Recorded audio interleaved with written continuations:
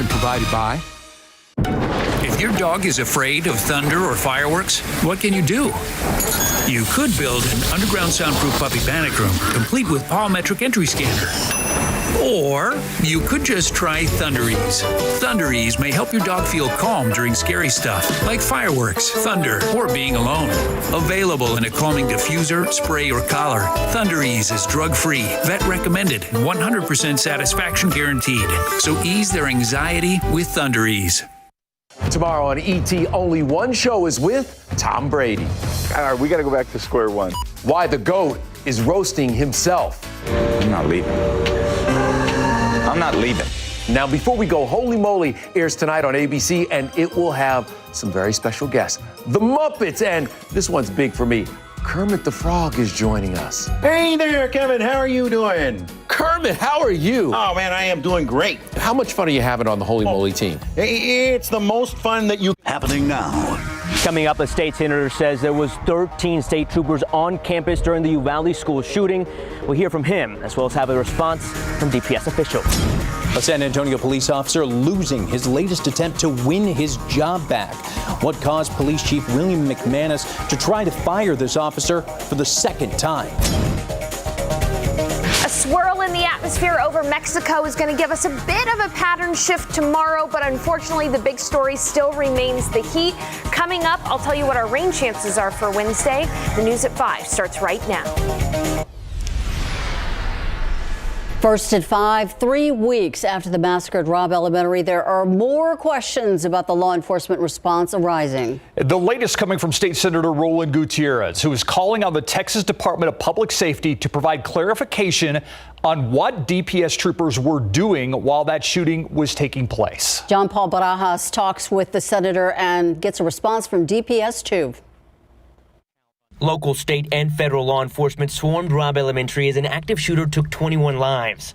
According to State Senator Roland Gutierrez, he was informed by DPS Director Steve McCraw that up to 13 state troopers were inside the school at any given time and that they were properly equipped. But I was told that they had 3 ballistic shields and that there was sufficient ammunition, equipment, and manpower to breach the river. According to DPS officials, 19 officers were in the hallway waiting as 911 calls for help continued coming in.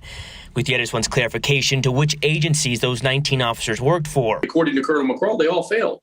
They did not follow the active shooter protocol. And that would have trumped anything, including incident commander protocol. Gutierrez says he was told this information in the morning of June 2nd. And by that afternoon, the Uvalde DA told the DPS director to stop talking about the investigation, leaving questions to be answered. We emailed DPS. In a statement, DPS officials say Gutierrez's claims are inaccurate and wrong, adding they did have more than a dozen state troopers on campus, but that they were assisting in evacuating students and teachers, not hunkered down outside the classroom where the shooter was. I think what's wrong is a continued obfuscation and a failure to tell the Texas public the truth about what their role was in this space. He adds his conversation on the topic with DPS Director McCraw was brief, but he stands by what he was told, and transparency is needed. John Paul Barajas, KSAT 12 News. By the way, State Senator Gutierrez will be joining us live tonight during the news at 6 for our KSAT Q&A. And as those new questions come up, the mayor of Uvalde issuing a statement today saying that he's been directed by the Uvalde County District Attorney to not release city records about the investigation. The mayor says this investigation is complete. The city will evaluate the release of records. And for now, he says all the questions about the body cam video and other investigative records are being handled by the DA. KSAT did call and email the Uvalde DA's office. We have not yet received a response. The Texas Rangers investigating a fatal shooting in Seguin. That's where a man was killed by Guadalupe County Sheriff's deputies last night after he shot a woman during a domestic dispute. It happened in this 900 block of Stagecoach Road about 12:30 this morning. In a Facebook post, the Guadalupe County Sheriff's Office says the man and woman were arguing in the front yard. The man pulled a gun and shot the woman, so deputies fired in return, killing it. The woman is currently at BAMC. She's expected to be okay. The man's name has not been released yet. A man is in the hospital after he was shot on the west side this morning. San Antonio police trying to figure out if that shooting was accidental. They say the man was shot inside his apartment complex on El Paso Street near the Alizan courts.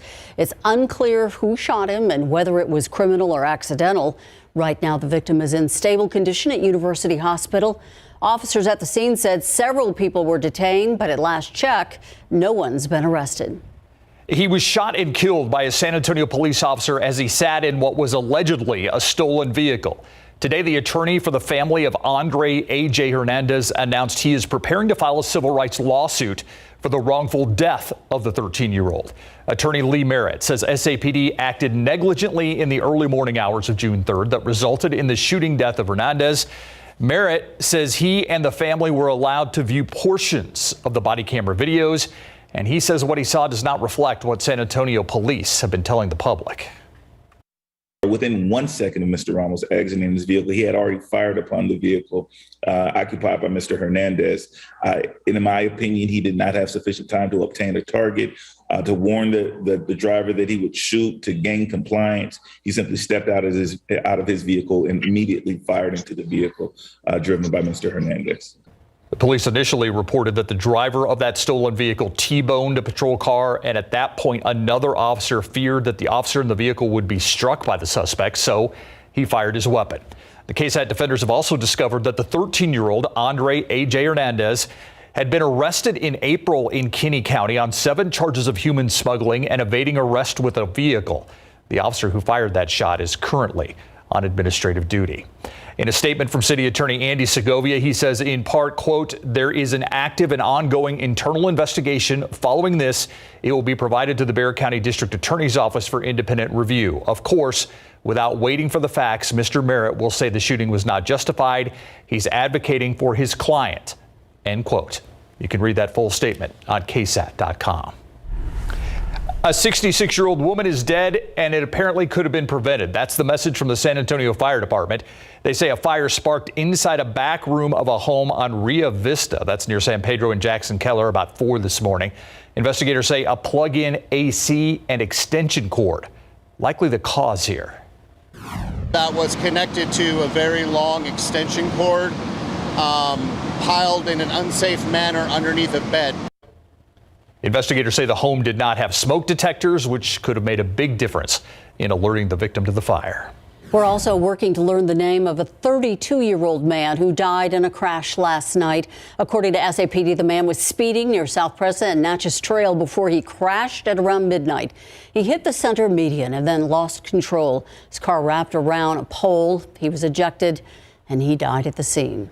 The search for a man wanted for murder in Duval County now over. Jordanton police sharing an update on Facebook saying Luis Daniel Rodriguez has been arrested in B County. Last week, the police department asked people to be on the lookout for this guy, but again, he has been caught tonight. Details of that murder have not been released.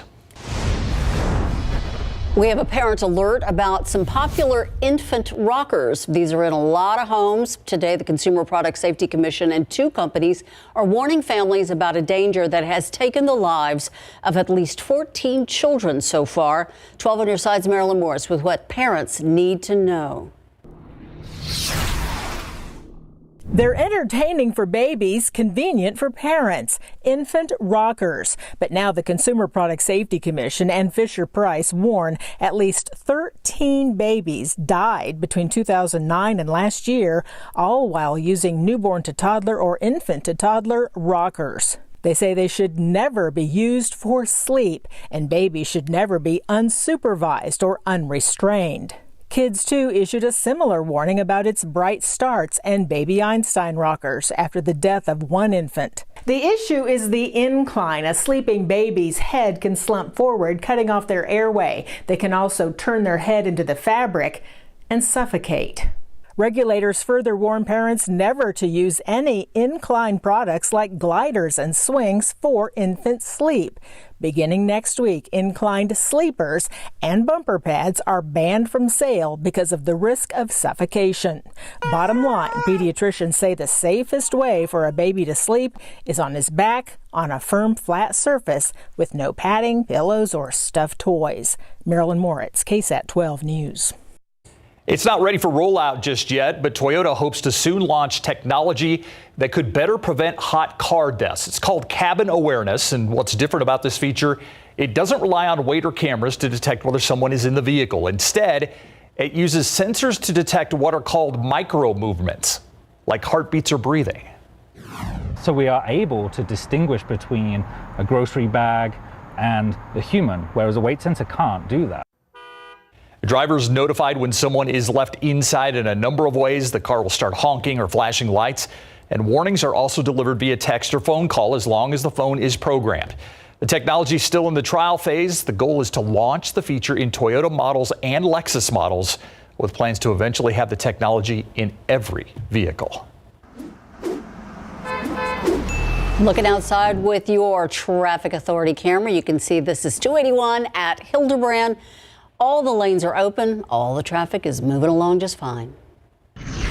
And we did it again. We hit 100 degrees again today for the 14th day this year so far. Quick check of Weather Watcher temperatures across the area. 97 in Eagle Pass, 95 in Lakey, 98 in Schertz. You can tell that we have been able to shave off a few degrees there from the high temperatures in many backyards. In Universal City, it's 98 degrees. But outside right now, 100. It feels like 102 because of high humidity. And those winds are still gusting. Wind sustained at 26 miles per hour. But tonight, we're going to see wind gusts of up to 30 miles per hour. It won't be that bad this evening. Honestly, temperatures are going to fall into the 80s. And you know what? We really are just going to be in it for the heat over the next several days. However, we do anticipate a slight pattern shift tomorrow. We'll be able to shave off a few degrees. And if you're lucky, one or two folks might actually get a stray shower. I'll have that forecast come up for you after the break.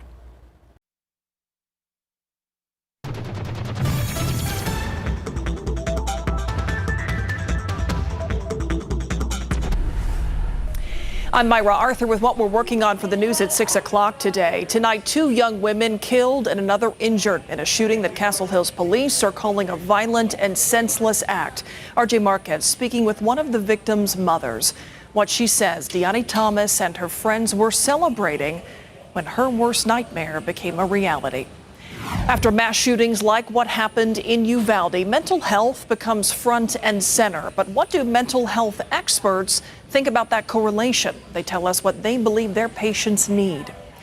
Plus, as part of an effort to reduce gun violence, the Bexar County District Attorney wants to destroy guns that are used in criminal cases. But some local judges say that could get complicated. Erica Hernandez explains why one judge says that process could be unethical. And we shared his questions earlier regarding law enforcement's response to the shooting in Uvalde. Well, tonight we're going to be hearing more from Senator Roland Gutierrez in our KSAT Q&A. Look for that on the news at 6. We'll see you then. Thank you, Myra. A twice-fired San Antonio police officer has lost his latest attempt to win his job back. In a decision dated Friday, an arbitrator denied the appeal filed by Officer Javier Perales. He was put on an indefinite suspension, which is tantamount to a firing, over an allegation that he sent a woman explicit photos. Garrett Berger reports the arbitrator sided with the city. Nearly 7 months after Officer Javier Perales Jr.'s arbitration hearing ended, an arbitrator has decided there is enough evidence to keep him off the job. She concluded essentially what we argued, which is this was a case about credibility. The credibility of a man who admitted to using a pseudonym Facebook account to contact a woman after a one-night stand. Though an outside attorney representing the city says Perales didn't send any explicit photos in that exchange, things didn't stop there. And then she started getting increasingly more graphic, sexually oriented photographs and messages from a phone, different cell phones that were being spoofed that couldn't be followed. That included the woman's own intimate photos, which the city believes Perales took pictures of off of her phone while she was sleeping. After she complained to Internal Affairs, the messages stopped. Police decided they didn't have enough to press criminal charges, but there was enough to convince Chief William McManus to fire Perales. The chief's decision came just over 2 months after he had already issued Perales an indefinite suspension for sending threatening texts to Perales' ex-wife. But that was knocked down to a 45-day suspension in a separate appeal. To McElroy, who represented the city in that case too, Perales is not fit to be an SAPD officer. They're there to protect us, right? Not to take advantage or be abusive toward women or anyone for that matter. Garrett Berger, KSAT 12 News. Perales could try to appeal the arbitrator's decision in court. Our attempts to get comment from his attorneys via phone and email were unsuccessful. All right, let's take a live look outside with live cam. It's 98 degrees right now, but within the last hour or so, we hit triple digits. Is that right, Sarah? Yeah, and because of the way conversions work, that little bug at the bottom of your computer says 98, but at the airport, it's currently 100 degrees. So we definitely hit 100 today, and the humidity has stayed high into the afternoon, so it actually feels like it's 102. Well, let's take a look outside with the almanac to see how the day stacked up. 100 degrees, shy of the record by 5 degrees.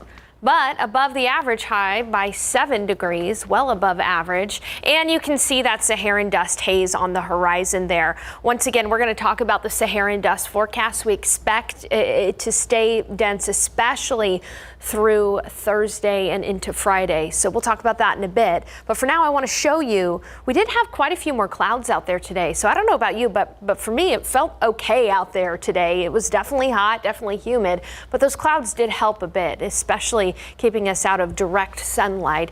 You can see it's 95 in New Braunfels, 96 at Gonzales, 98 in Pleasanton, 94 Uvalde. San Antonio is actually the hot spot on the map. We'll zoom in to the San Antonio metro area. It's 100 at Port Say, 100 in Castroville, 101 in Devine, and 95 in Boerne. So again, why are we seeing the clouds? Well, I talked about this a little earlier. There's a swirl in the atmosphere over Mexico and the Rio Grande right now. This is a low pressure system, but because high pressure is in control, we're not going to be seeing this produce a lot of rain for us like it's doing in parts of north central Mexico. But it will provide a little bit more cloud cover tomorrow and perhaps even a stray shower, as can be seen here on our high-res futurecast. Chance for rain, though, is only 10%. Not a good chance for rain. There's a 90% chance you're not going to get rain tomorrow. And if there was a better area for rain, it would be west of San Antonio. That's where the chances of showers are slightly greater, but a keyword there, slightly greater. That's it. Again, this is a look closer to the lunch hour, and we will have mostly cloudy to partly cloudy skies as we head into the afternoon. And again, 1 or 2 showers are possible, especially west of San Antonio. The chance for rain, though, unfortunately, is only 10%. But hey, we'll take anything, and those clouds are at least going to shave off a few degrees there. It's still going to be hot, though, with high temperature in the upper 90s. So waking up tomorrow, we are going to have cloudy skies, and temperatures will be in the 70s. So again, the best time to get out is early in the morning, as you know by now. And then by 10, we'll start to see skies clear. Temperatures will rise. We'll be at 90 degrees at noon. Partly cloudy skies tomorrow. A 10% chance for that stray shower throughout the day. And it is going to be windy. Winds are going to be from the south, gusting up to about 25 miles per hour. 98 for the high temperature, so not 100 for the high tomorrow. That's at least something there. We'll be looking at a temperature close to 97 in Canyon Lake, 99 Hondo, 99 Uvalde, 100 in Eagle Pass, 101 in Cotulla, 94 in Kerrville. So the hill country is going to get away with a day in the mid-90s. Warmer than normal, but closer to the average. 98 New Braunfels, 98 in Seguin, 99 Stinson, 99 Castroville, 100 in Devine, and it'll be 95 in Comfort. So let's talk about that Saharan dust. We are going to see it increase a bit tomorrow. It'll be a moderate layer of Saharan dust tomorrow. The air could become unhealthy for those who have respiratory issues or those who are sensitive to the Saharan dust. But especially by Thursday, we're going to see it become fairly dense. Everyone is going to notice that Saharan dust on the horizon by Thursday. It'll be moderate, coming down a bit on Friday, and then over the weekend, very light, not really having much of an impact out there over the weekend. So again, high pressure is in control. This heat high is off to the east, and that's why we've been able to shave off a couple of degrees from the high, but it's still going to be dominant. It's going to move back over Texas over the next several days, and so that's why every single day here into the weekend and into early early next week, our high temperature is going to be close to 100. We're going to add on to that triple-digit tally. So that Saharan dust will be with us through Friday. Then on Saturday, once again, a stray shower could be possible, but chances only 10%. Father's Day looks hot and dry, high temperature of 100, and then we crank it up even a bit more into early next week. So no end in sight from the tropics or any kind of relief from this heat and from the dry weather. Steve and Ursula. Just wow. Thanks, Sarah. Ouch. Yeah. Yeah. All right. So the Warriors 1 win away. Yeah. And who would have thought after Steph Curry went 0 for 9 from three-point range, they'd be in that position. When we come back, we'll show you how they were able to do that. Also, we come back, a missing Dallas Cowboy reports to minicamp coming up. The Golden State Warriors are now just 1 win away from winning their 4th NBA championship under former Spurs Steve Kerr after taking care of business in Game 5 last night in San Francisco against the Boston Celtics. Take a 3-2 lead in this best-of-7 series. What made the victory so remarkable is that the Warriors were able to pull it out without Steph Curry managing to hit one single three-pointer. A first since November 2018, 0 for 9 to be exact, after scoring 43 points in the victory in Game 4 in Boston. That included 7 three-pointers, ending the streak of 132 straight postseason games with at least 1 3. Andrew Wiggins would step up to fill the void. Watch him drive inside, get the basket, and foul to finish with 16 first-half points. Helped put the Warriors out in front 51-39 at the break, but the Celtics would roar back in the third quarter. Jason Tatum would knock down his 3rd three-pointer to cut the Warriors' lead to 1. Then Al Horford drains another triple. The Celtics take their first lead of the game, 58-55. But just before the third quarter ended, Jordan Poole banks in this wild three-pointer to beat the buzzer and give the Warriors a lead going into the fourth quarter, 75-74. That's when Klay Thompson steps up. He breaks free from Marcus Smart for the wide-open 3 to finish with 21. Wiggins would lead the team with his career playoff performance with 26 as the Warriors win it 104-94. Everyone's just excited, just showing love and, support, and everyone's happy. We're one win away from, winning a championship, so everyone's excited. And the fact that, everybody stepped up, Wiggs, JP, Klay hit some big shots. Draymond found his life and his spirit and the way he impacts the game. We could withstand going 9 for 40 as a team and me 0 for 9 and still come away with the win. How about that? So here's how the finals stack up now. We know for sure there will be a Game 6 Thursday in Boston at 8 p.m. live here on KSAT 12. If it is necessary, Game 7 will be played Sunday in San Francisco at 7 p.m. That's on a Sunday, if necessary. Pro football coverage, powered by Davis Law Firm. Cowboys tight end Dalton Schultz has reported for the Dallas Cowboys mandatory minicamp that began today. Schultz has not appeared in any of the voluntary organized team activities, wanting a new long-term contract worked out before the July 15 deadline. He's already agreed to the franchise tag of $10.9 million. He'll have to play under that one-year tender if the two sides don't arrive at some type of an agreement 10 days before training camp is set to start. That's an indication that talks have actually improved, with him being in the minicamp also prevents him from being fined by the team as well. Coming up at 6 o'clock, Deshaun Watson is talking again for the first time since March the 25th after word came out that 2 more new lawsuits are going to be filed against him. We have that for you at 6 o'clock. Can I ask you a question about Dalton Schultz? Yes. Does he have a nickname? I don't think so. I was thinking Sergeant. Sergeant. Very Would be a good one. Hogan's Heroes. Very nice going reference. Way back to the BTV I get Hogan's it. Heroes. Yeah. We'll be right back. Good one. A few more clouds and a 10% chance. Wow, for a stray shower tomorrow. High temperature of 98 degrees. Then we'll be close to 100 for the foreseeable future. Double holiday on Sunday and triple-digit temperatures too. Father's Day and Juneteenth, and 100 degrees on Sunday and over the weekend. So it's going to stay hot, guys. Very. Thank you so much, Sarah, and thank you for watching the News at 5 with us. World News up next. We'll see you back here at 6.